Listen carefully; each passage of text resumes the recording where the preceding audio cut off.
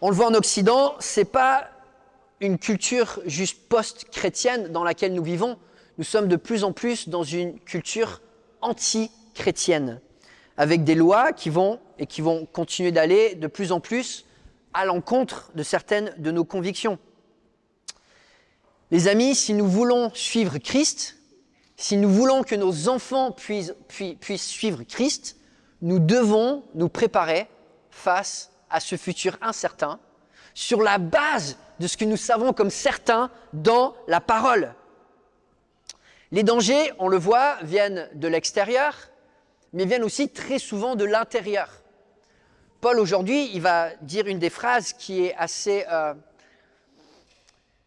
révélatrice du monde dans lequel on vit, et pour le christianisme qui a suivi pendant 2000 ans, il va donner cet avertissement aux anciens de l'église d'Éphèse, dans son discours d'au revoir, attention, des loups vont survenir de parmi vous. Et on le voit dans l'histoire de l'Église, on le voit, il y a eu beaucoup de fausses doctrines, beaucoup de fausses pratiques qui sont venues de l'intérieur de l'Église. Et parfois, les plus grandes épreuves viennent de l'intérieur de l'Église. Lorsque cette Église a été implantée, il y a presque 40 ans, vous savez quelle était la réaction des chrétiens à Lyon ? Il ne faut absolument pas implanter une église de plus sur Lyon, nous n'en avons pas besoin. Il y a assez d'églises sur Lyon. Une église en plus serait détrimentale à l'évangile. Et ce projet d'implantation, il y a 40 ans, a été découragé. Est-ce qu'après plusieurs décennies d'histoire, on peut dire la même chose ? Que nous avons perdu le temps à servir le Seigneur dans notre assemblée ? Que ce que nous avons vécu, finalement, était une perte de temps, était une rébellion contre Dieu? Non, bien sûr que non. Et pourtant, le découragement a commencé par des chrétiens. La Bible est claire, c'est même une promesse. Tous ceux qui veulent vivre dans la piété en Jésus-Christ seront quoi? Seront persécutés. Dans la vie, il y a des défis, il y a des épreuves quand on veut suivre Christ. Peut-être aujourd'hui, vous êtes en train de traverser une épreuve. Peut-être aujourd'hui, il y a des défis qui challengent votre foi. Peut-être qui troublent votre foi. Alors que nous allons être cette semaine et puis la semaine prochaine, parce que le passage est long et j'ai 6 points, je ne vais pas pouvoir tous les adresser aujourd'hui, nous regardons un discours d'adieu de l'apôtre Paul à des amis très proches.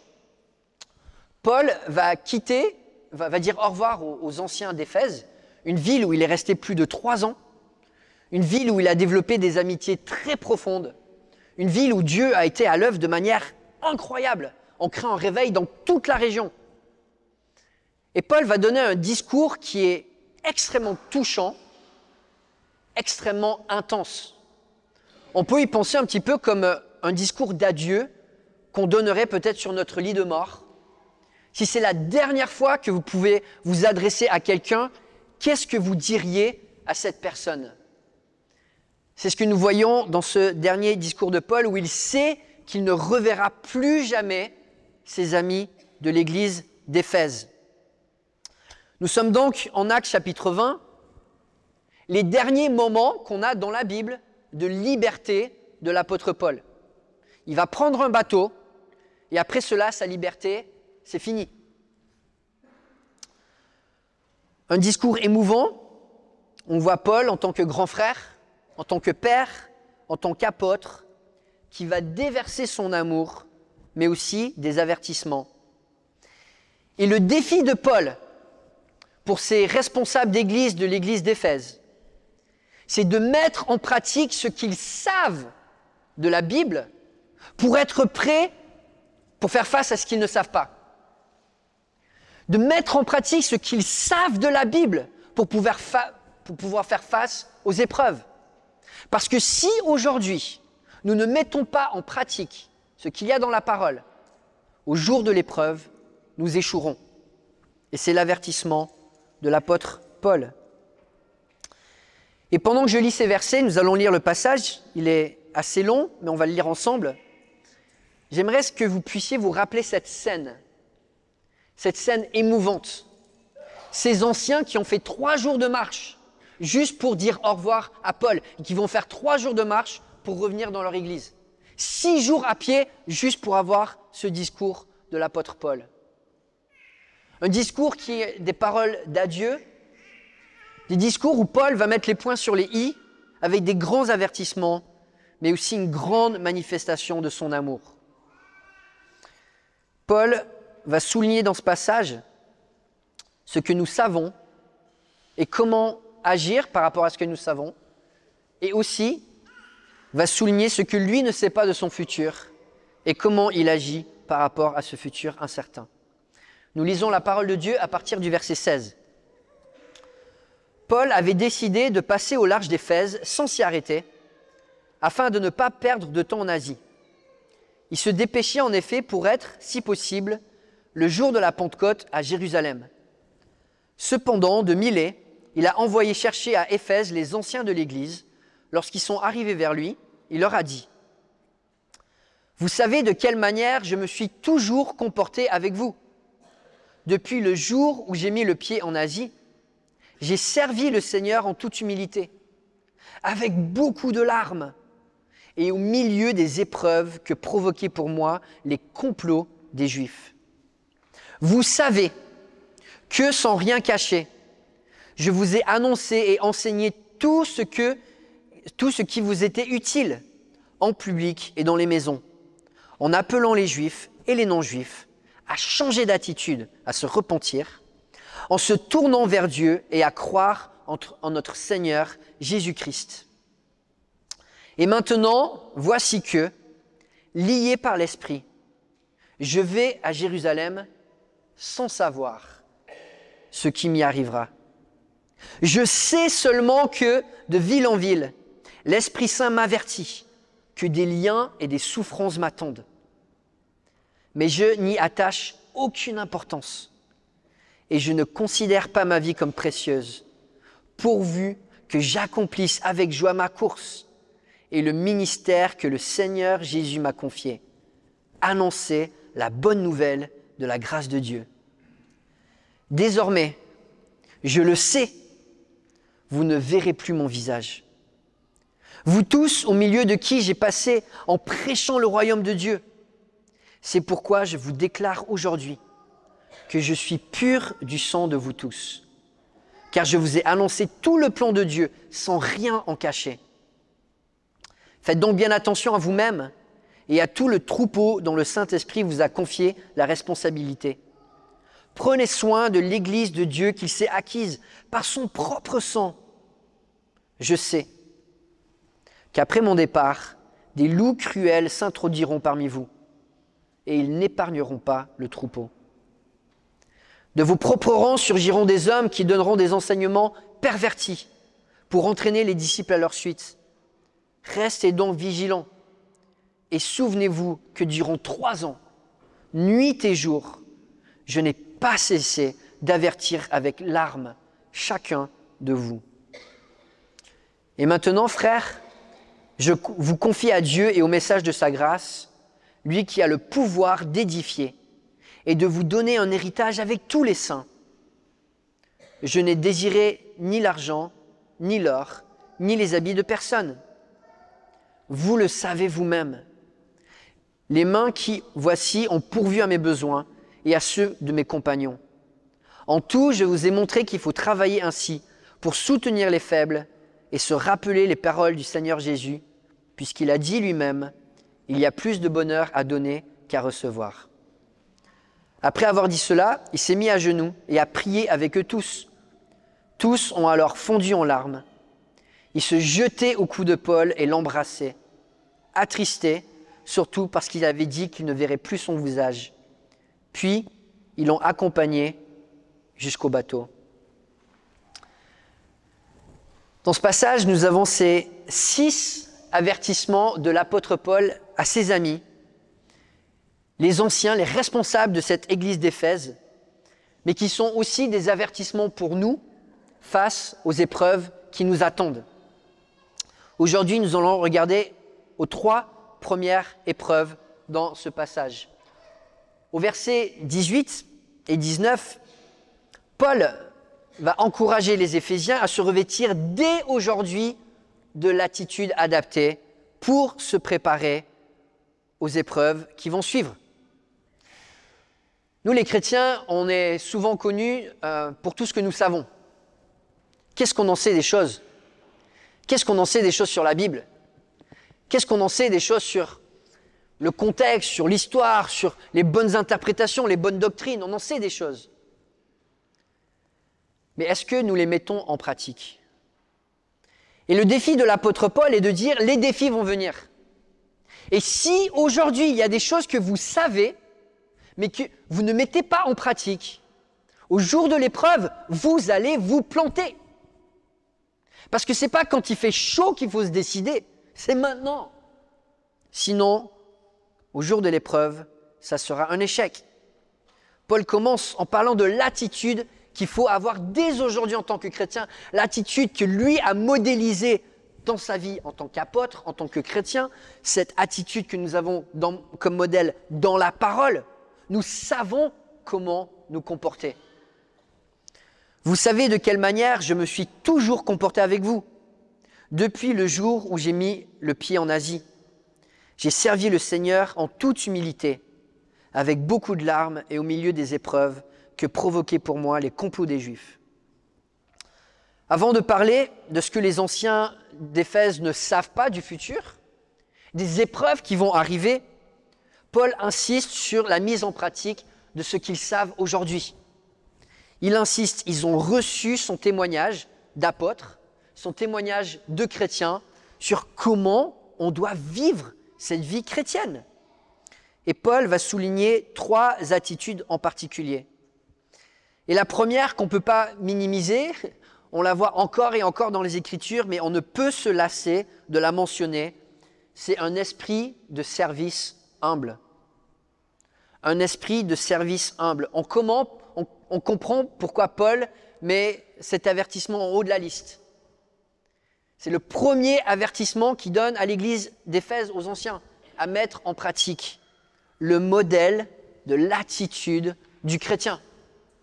Le modèle que nous avons reçu des apôtres, que nous sommes appelés à mettre en pratique, est une attitude de service dans l'humilité.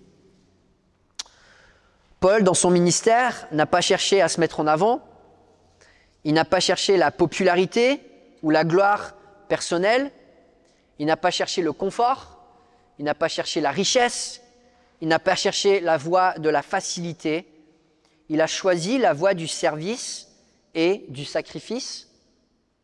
Il était connu comme un chrétien consacré, dévoué, qui faisait du bien autour de lui, qui était rempli d'amour pour ceux qu'il servait. Quand j'étais à Los Angeles, on disait souvent, il y a 3 sortes d'orgueilleux à Los Angeles. Les acteurs, les chanteurs et les pasteurs. Malheureusement, quand on met des personnes en avant, ils ont tendance à finir par croire, c'est très humain, qu'ils sont meilleurs que les autres. Et c'est un piège pour tous les responsables d'église.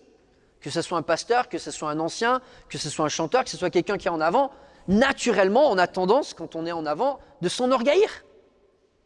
Et Paul met en garde que jamais ça ne soit l'ADN de l'Église de Jésus-Christ. Qu'on combatte contre cela, qu'on soit des serviteurs, qu'on soit consacrés, qu'on soit humble, pas en train de faire un culte de l'homme, comme malheureusement on le voit beaucoup trop dans les milieux chrétiens. Et je le dis, je le redis, je suis profondément reconnaissant pour tous ceux dans l'Église qui prient pour que les anciens, que les pasteurs, que les membres du CA, que tous les responsables soient humbles. Merci de prier pour cela et de continuer de prier pour cela. C'est un combat et on a besoin de gagner ce combat. Parce que la première chose qui détruit les églises, c'est des leaders qui sont orgueilleux. Et je l'ai vu dans ma vie à plusieurs reprises, peut-être vous l'avez vu. Quand on passe à côté de cette attitude de service humble, c'est la destruction qui attend. Paul met en garde. Au jour de l'épreuve, quand c'est difficile, si on n'a pas déjà revêtu cette attitude, ça va exploser.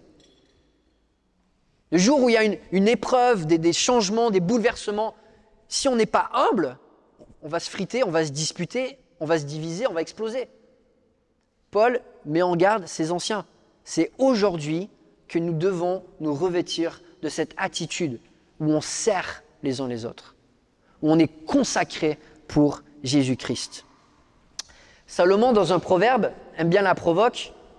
Il dit « Si tu faiblis le jour de la détresse, ta force est bien dérisoire. » Le jour de la détresse, c'est là où le cœur est vraiment mis à l'épreuve et dévoilé pour qu'est-ce qu'il est.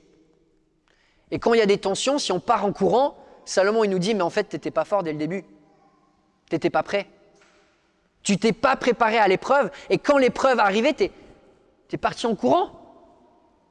Parce que tu n'étais pas prêt. » Paul nous met en garde, si on veut tenir, c'est aujourd'hui que nous devons nous préparer. C'est aujourd'hui que nous devons servir. C'est aujourd'hui que nous devons être humbles.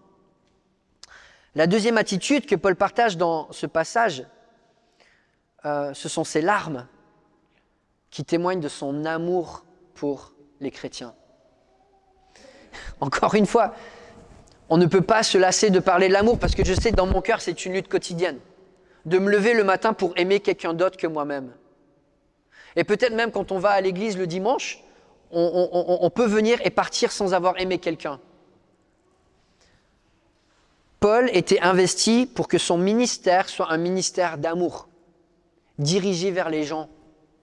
Paul priait et parlait aux gens avec des larmes. C'est comme ça qu'il aimait les gens. Il priait, il pleurait pour eux quand il était avec eux et il pleurait pour eux dans ses prières quand il est parti. C'était l'attachement d'amour que Paul avait pour les croyants. Je pense que si on a ce genre d'amour, quand l'épreuve arrive, on tient beaucoup plus fort, n'est-ce pas? Je ne sais pas pour combien de personnes vous avez pleuré par amour, mais quand cette personne souffre, quand cette personne faiblit, quand cette personne peut-être vous fait mal, on ne réagit pas de la même manière quand on a eu cet investissement d'amour pour cette personne. Et c'est ça qui protège l'Église. Parce que les disputes, elles vont venir. Les malentendus, ils vont venir. Les blessures, elles vont venir. Mais ce qui nous prépare, c'est ce déversement d'amour que nous avons les uns pour les autres. Paul nous a donné un modèle en tant qu'apôtre. Et nous sommes appelés à le suivre. Qui sont ceux pour lesquels nous pleurons d'amour, pour qu'ils grandissent dans leur foi, pour qu'ils soient épanouis, pour qu'ils connaissent la joie de Christ? Paul nous a donné cet exemple. Cet amour qui nous fait lever le matin pour aller servir, pour aller accueillir, pour inviter, pour prier, pour encourager, pour bénir. Aimer, c'est pas facile. Quand on regarde au futur de l'église d'Éphèse, quel sera le plus gros reproche qu'ils vont recevoir? Qu'est-ce qu'ils auront perdu? Leur premier amour. On peut regarder le verset. Apocalypse 2. Donc c'est peut-être une trentaine d'années plus tard. L'apôtre Jean écrit à cette église de cette région, dans l'église d'Éphèse. Mais ce que j'ai contre toi, c'est que tu as abandonné ton premier amour. Souviens-toi donc d'où tu es tombé. Repens-toi donc et pratique tes premières œuvres. Sinon, je viendrai bientôt à toi et j'enlèverai ton chandelier de sa place. À moins que tu ne te repentes, que tu ne changes d'attitude. Si nous ne luttons pas pour être renouvelés dans l'amour, on va perdre cet amour. Et avec ça, quand le temps de l'épreuve va venir, ça va exploser. Les tensions vont augmenter, il va y avoir des divisions, il va y avoir des problèmes. C'est aujourd'hui que nous devons apprendre à aimer. La troisième attitude que Paul nous parle dans ce passage, c'est la persévérance dans l'épreuve. Paul témoigne qu'au milieu de complots contre lui, il a tenu bon. Et complot avec un S, parce que un seul complot contre sa vie, ce n'était pas suffisant. Paul, dans la ville d'Éphèse, a dû en subir plusieurs. En Romains 5, versets 3 et 5, on voit comment il témoigne de son attitude dans l'épreuve. Bien plus, nous sommes fiers même de nos détresses, sachant que la détresse produit la persévérance. La persévérance, la victoire dans l'épreuve. Et la victoire dans l'épreuve, l'espérance. Or, cette espérance ne trompe pas, parce que l'amour de Dieu est déversé dans notre cœur par le Saint-Esprit qui nous a été donné. Paul, il nous dit, ouais, l'épreuve, ça fait mal, mais la victoire dans l'épreuve, c'est une force incroyable. Ces moments d'épreuve où vous avez surmonté par Christ, ça ne vous donne pas une force sur laquelle vous pouvez construire votre futur? Une assurance que Dieu a été là, il sera encore là, qu'en dépendant de lui, on peut y arriver. Malheureusement, si on laisse passer les épreuves sans aller chercher cette victoire par la persévérance, par la foi, par le courage, mais on n'arrive pas à cette espérance de dire oui, ça vaut la peine de vivre pour Christ et je vais m'investir encore plus. L'humilité, l'amour, la persévérance, Paul donne ces 3 attitudes. C'est l'exemple qu'il nous a donné en tant qu'apôtre pour suivre dès aujourd'hui. Alors je vais donner quelques statistiques qui peut-être se contredisent un petit peu. La première, c'est qu'en France, il y a, voilà, selon quelques statistiques, environ 750 000 évangéliques. Le CNEF, donc qui représente les évangéliques, a environ 2500 églises. Donc si tous les chrétiens dits évangéliques étaient dans une église évangélique, la moyenne de membres d'une église évangélique serait 300 personnes par église. Est-ce que ce qu'on voit en France? La moyenne, c'est peut-être 50. Si on est vraiment, vraiment large, peut-être on va doubler. Mais ça voudrait dire que 3 évangéliques sur 5 ne vont pas dans une église locale. Je dis ça parce que souvent on dit, ben voilà, les évangéliques, on est passé de 50 000 en 1950 à 750 000 aujourd'hui. On a tellement augmenté, Dieu est avec nous, on est les meilleurs. C'est vrai qu'on a grandi, gloire à Dieu. Mais une moyenne de 50 personnes par église, 2500, ça fait 125 000. Ça relativise un petit peu. Ça relativise parce qu'on est un nouveau mouvement qui semble aller bien. Et c'est quoi déjà notre plus grand défaut? C'est qu'on ne persévère pas. Notre plus grand défaut, déjà après 3 générations, c'est qu'on ne persévère plus. Paul nous donne un témoignage. Les épreuves, elles sont là, elles sont dans toutes les générations. Et si aujourd'hui nous ne sommes pas équipés avec les bonnes attitudes, eh bien on va abandonner la foi et nos enfants aussi. On va à notre deuxième point. Paul donne un deuxième avertissement, un deuxième encouragement. Encore une fois, il les donne parce que c'est comme un père qui est rempli d'amour pour ces personnes et pour cette Église. Son encouragement, c'est s'attacher dès aujourd'hui à la parole de Dieu. S'attacher et mettre en pratique la parole dès aujourd'hui. Paul dit au verset 20, « Vous savez que sans rien cacher, je vous ai annoncé et enseigné tout ce qui était utile en public et dans les maisons, en appelant les Juifs et les non-Juifs à changer d'attitude, en se tournant vers Dieu et à croire en notre Seigneur Jésus-Christ. » Paul rappelle à l'église d'Éphèse le modèle qu'ils ont reçu. Paul a prêché tout le conseil de Dieu. Il n'a pas choisi ses passages préférés pour mettre les autres de côté. Il n'a pas fait un tri avec ce qui culturellement allait choquer les gens d'Éphèse. Il a prêché toute la parole de Dieu sans rien cacher. Encore une fois, dans les milieux chrétiens, malheureusement, on est assez connu pour notre manière de jongler avec la parole. Non mais si ça ne me plaît pas, je vais aller trouver des écrits qui vont aller dans mon sens. On va citer 2-3 ressources et c'est bon, je n'ai pas besoin de me mettre en pratique. La résurrection, c'est trop miraculeux. La Trinité, bon, le mot n'est pas dans la Bible, c'est pas très grave. L'enfer, c'est trop intense. On ne va pas choquer les gens plus que nécessaire, on ne va pas en parler. Le péché, c'est pas populaire non plus. Hein. On va plutôt parler d'épanouissement par le positif, par le bien-être. Mourir à soi-même, on va plutôt parler vivre une belle vie sur terre avec Jésus, c'est pas mal ça. La pureté sexuelle, on n'est plus au Moyen-Âge. On donne la liberté aux gens. Ça, c'est une meilleure valeur que la pureté. La bonne doctrine, c'est pas très important. L'important, c'est qu'on arrive à vivre paisiblement les uns avec les autres. Paul prêche la parole sans rien cacher, en appelant les juifs et les non-juifs à se repentir. Le problème quand tu caches les choses, c'est qu'après, tu n'as plus la repentance dans ton message. Tu n'en as plus besoin. Et si tu n'as plus de repentance, ça veut dire que tu crois que tu es déjà parfaitement aligné au plan de Dieu. Parce que c'est quoi la repentance ? De changer d'attitude, de changer de perspective, c'est de se détourner de quelque chose d'imparfait pour se tourner davantage vers Christ. La repentance, c'est le moteur de la vie chrétienne. Et quand on enlève la repentance de notre pratique, de notre prédication, de notre mode de vie, on n'a plus de moteur. Et on arrête d'avancer. Nous, les évangéliques, des fois, on va un petit peu dans les extrêmes. Des fois, la repentance, c'est tellement négatif, c'est bon, allez, tu vas directement en prison, tu passes pas par la case départ, tu gagnes pas 2 millions, tu vas être misérable pendant un moment, mais tu as besoin de te repentir parce que tu as été méchant. Ou sinon, on va dans un autre extrême, c'est pour ceux qui connaissent le Monopoly, voilà, la grâce, c'est une carte magique.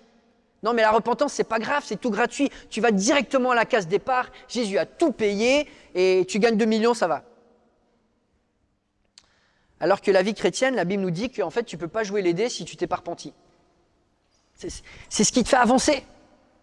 C'est ce qui te fait avancer dans ta relation avec Dieu. C'est la repentance qui nous permet de prendre, de s'aligner au plan de Dieu et de grandir dans les plans qu'il a pour nous.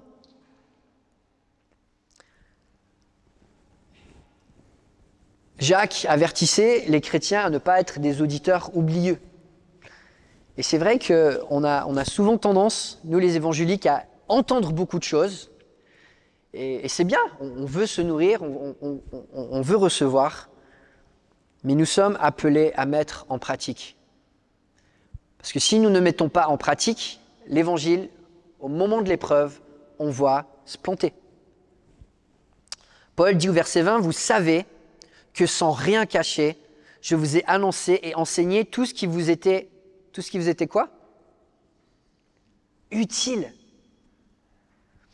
Paul, il fait le lien entre ce qui est utile et la parole de Dieu et la repentance. Ça va ensemble. La parole de Dieu est utile et on se l'approprie par la repentance. Alors oui, la parole de Dieu, elle va te rendre joyeux. Elle va te permettre d'être mieux dans ta peau, d'être mieux épanoui. Mais ça doit passer par la case de repentance. Maintenant, vous n'allez plus jamais jouer à un jeu de société de la même manière. À chaque fois que vous allez jouer les dés, vous allez vous demander si vous êtes assez repenti cette journée-là. Ou pas.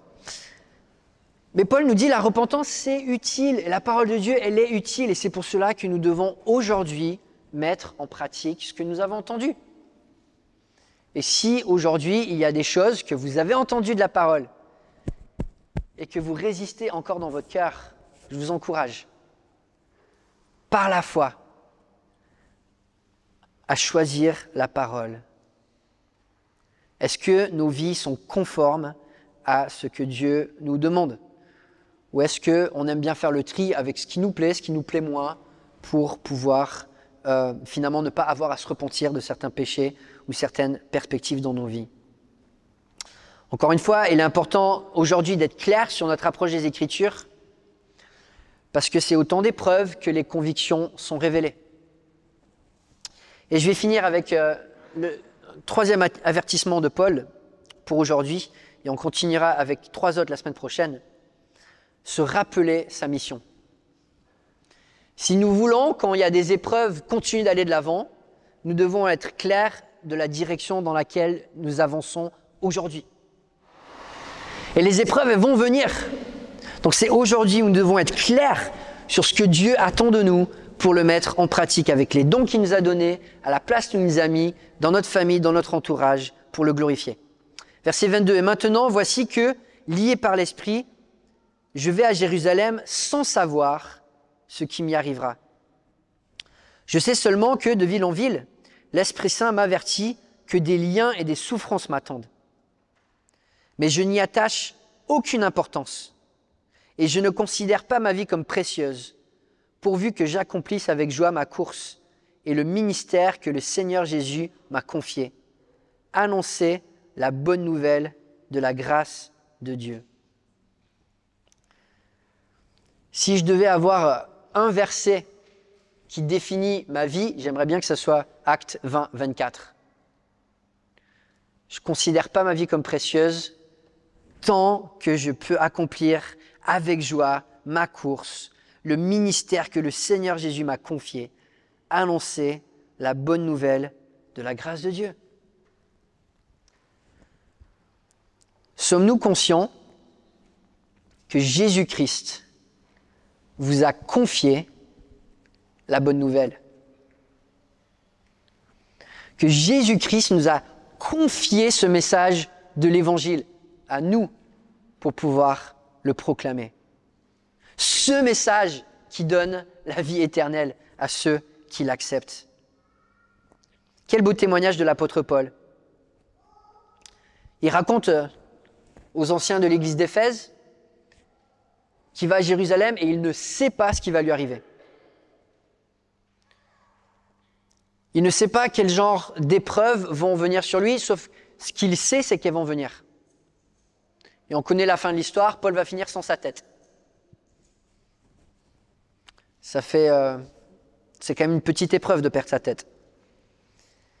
Mais qu'est-ce qui le garde motivé malgré tout ça?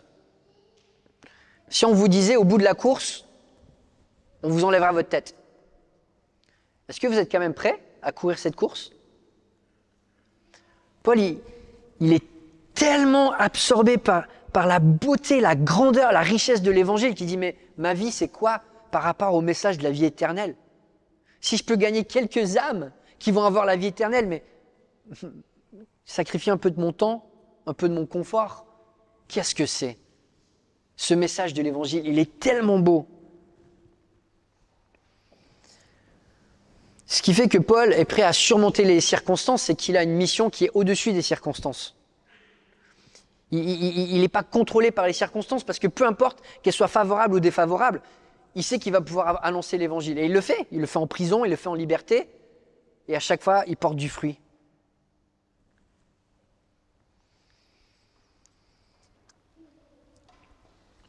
Les épreuves vont venir dans notre vie. Les épreuves vont venir pour notre Église. Et quand elles vont venir, ce qui va nous permettre d'avancer, c'est notre vision et notre mission d'attachement à l'Évangile. Si nous sommes clairs que notre raison de vivre, c'est l'Évangile, les épreuves vont venir et on va les surmonter.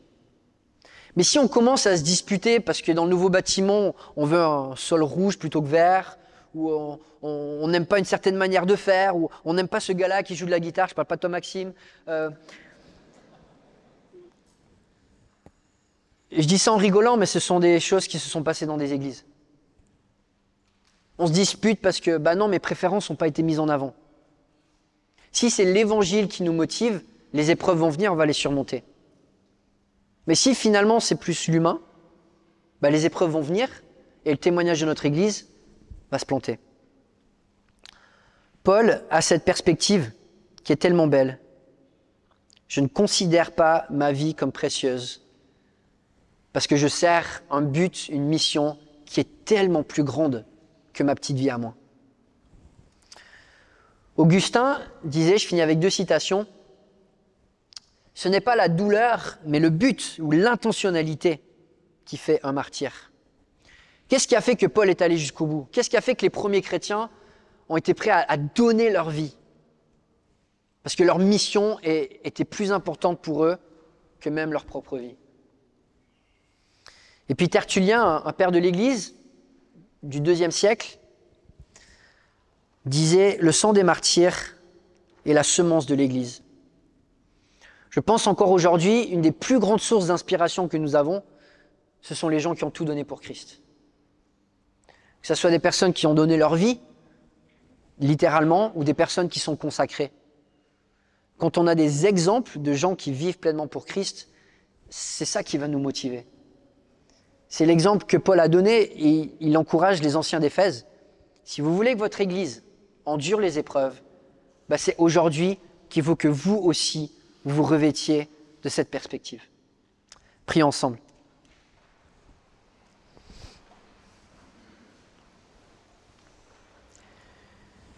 Père Céleste, on te remercie pour les libertés que nous avons. dans notre génération pour pratiquer notre foi. On te prie que ces libertés puissent être maintenues et que nos enfants puissent être aussi libres de partager leur foi et de vivre leur foi.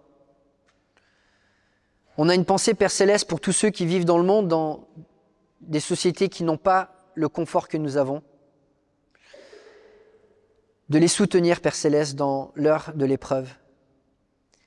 Et nous, Père Céleste, prépare-nous. Prépare-nous aujourd'hui pour ce qui nous attend demain. Que ce soit des épreuves extérieures à l'Église ou intérieures à l'Église, nous savons qu'elles vont venir.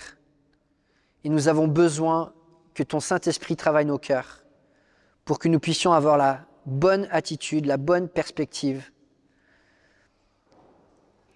et que nos vies soient offertes pour toi dès aujourd'hui. Ne nous permets pas, Père Céleste, de gâcher nos vies sur terre, mais donne-nous de vivre pour faire fructifier cet évangile, pour le faire fructifier dans le temps qui nous a imparti.